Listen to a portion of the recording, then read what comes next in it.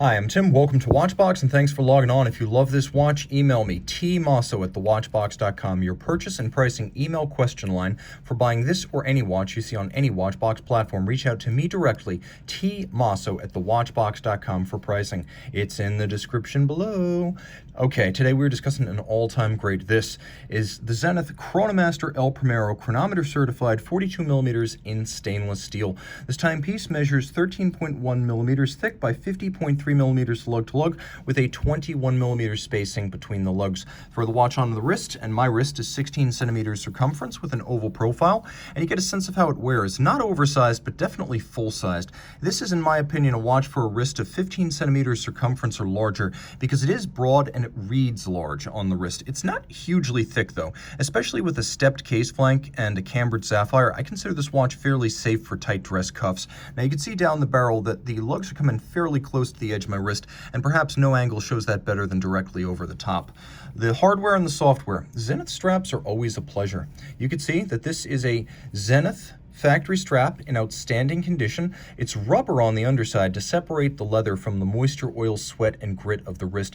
Dark brown, large rectangular scale alligator leather, semi-gloss on the top with sheer cut on the side showing the layers of construction, and a monotone brown stitch.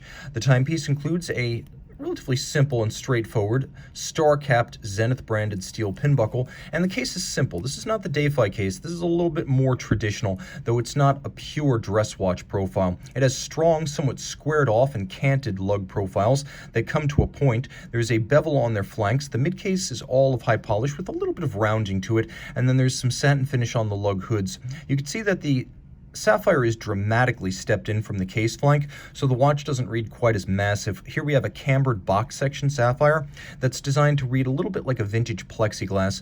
We have pump style pushers and Zenith star crown, and if you look carefully you can see Zenith thought of everything. There's a little kerf underneath the crown so you can more easily dig in your fingernail. Taking a quick look at the dial, it is a silver satin, and if you look very closely you can see it is a sunburst pattern.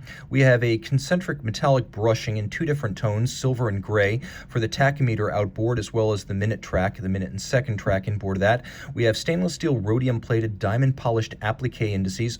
We have an index replaced at 6 o'clock by the date window, and then we have sub-registers including chronograph minutes, chronograph hours, and then constant seconds, and there's a little bit of overlap between them. Zenith has an applique logo on the dial, which creates an upscale look, and the tachometer used with the chronograph seconds hand can allow you to gauge the speed of an object such as a race car over a mile or a kilometer, and you get to choose because it does not give you units. Now, the movement. This is a caliber 400, which I would say is a standard El Primero, but this one has something not every El Primero does, and that's a COSC chronometer certification. If you looked closely on the dial, you would have noted this one is branded chronometer. So, automatic winding with bidirectional winding action. It has a 50 to 52 hour power reserve. It beats away at 10 beats per second, or 36,000 vibrations per hour. Zenith never failing to remind you that the El Primero was the world's first high-beat automatic integrated chronograph, and this one, of course, with a rather handsome lateral clutch and column wheel operating structure. So the lateral clutch, big, beautiful, and visible. Not as efficient as a vertical clutch, but more visible and more handsome. And then the column wheel feel here is absolutely outstanding. Again, the watch beats at a higher beat rate, so 10 beats per second, 36,000 vibrations per hour. So we have a smoother sweep to the chronograph seconds hand than if it were, for example, 8 beats per second or 6.